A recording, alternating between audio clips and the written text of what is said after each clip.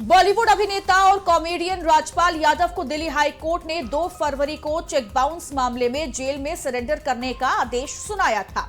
इस आदेश के बाद राजपाल ने तिहाड़ जेल सुपरिटेंडेंट के सामने खुद सरेंडर कर दिया।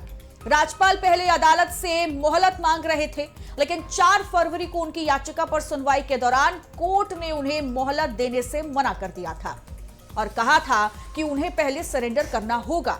राजपाल ने 25 लाख रुपए का चेक लेकर अदालत में पेशी के दौरान कहा कि वो बाकी पैसा भी चुका देंगे और राहत की अपील की थी, लेकिन हाईकोर्ट ने स्पष्ट कहा कि पहले आप सरेंडर कीजिए, उसके बाद कोर्ट मेरिट के आधार पर आपकी याचिका पर विचार करेगा। इस निर्देश के बाद राजपाल यादव ने खुद तिहाड़ जेल में सरेंडर कर दिया।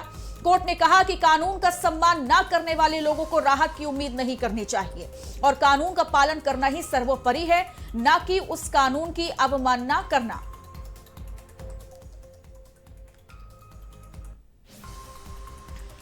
और इसी खबर पर हमारे साथ नीरज जो हमारे साथ जुड़ गए हैं तमाम जानकारी के साथ। नीरज, कल वो तस्वीरें और बीती रात में जब वो खबर सामने आई कि आखिरकार राजपाल ने सरेंडर कर दिया है, लेकिन सवाल यह है कि क्या अभी भी कोई विकल्प राजपाल के सामने है कि इस पूरे मामले से कैसे बाहर निकल सकते हैं? कोई विकल्प अभी बचा हुआ है?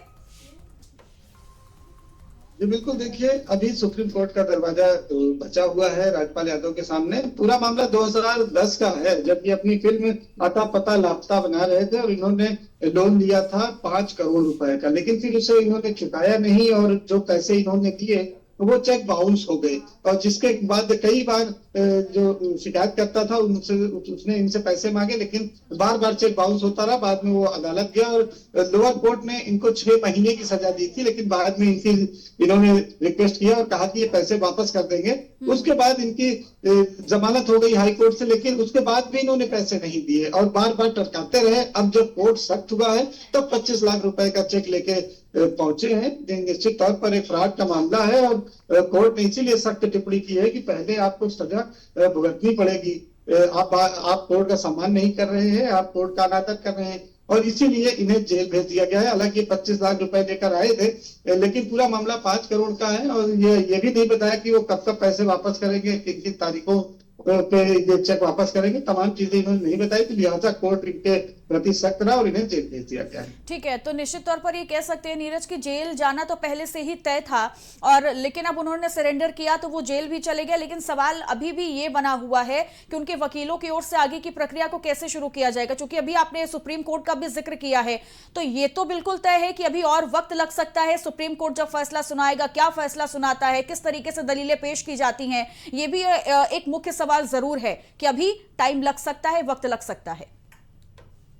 बिल्कुल टाइम लग सकता है। अभी ये जेल गए हैं और इसके बाद इनके वकील सुप्रीम कोर्ट का दरवाजा खटखटाएंगे और उसके बाद ही इनको राहत मिलने की उम्मीद है। लेकिन फिलहाल इनको अभी राहत मिलने की उम्मीद नहीं दिख रही है, क्योंकि अभी तो ये जेल गए हैं। कुछ समय निश्चित तौर पर इनको जेल में ही रहना पड़ेगा, क्योंकि पूरा मामला पैसे से जुड़ा हुआ है, फ्रॉड का मामला है। अदालत में भी मामला पहुंचा, उस पर भी इन्होंने बहुत ज्यादा गंभीरता से विचार नहीं किया और उसके बाद भी चेक बाउंस हुआ। तो कोर्ट ये मानता है कि इनको राहत की कोई उम्मीद कोर्ट से नहीं करनी चाहिए। ये कोर्ट ने भी कहा है कि अगर आप कोर्ट की अवमानना करते हैं तो आपको राहत की भी उम्मीद नहीं करनी चाहिए। निश्चित तौर पर ये कानूनी प्रक्रिया जो है, फिर वो चाहे आम आदमी हो, फिर वो चाहे ऊंचे पद पर या फिर कोई भी सेलिब्रिटी ही क्यों ना हो, उसे कानूनी तौर पर ही आगे का काम करना होगा। लेकिन एक आखिरी सवाल ये भी है कि राजपाल की ओर से जो भी उनके वकील हैं, उनकी ओर से अभी इस पूरे मामले पर कोई बयान दिया गया?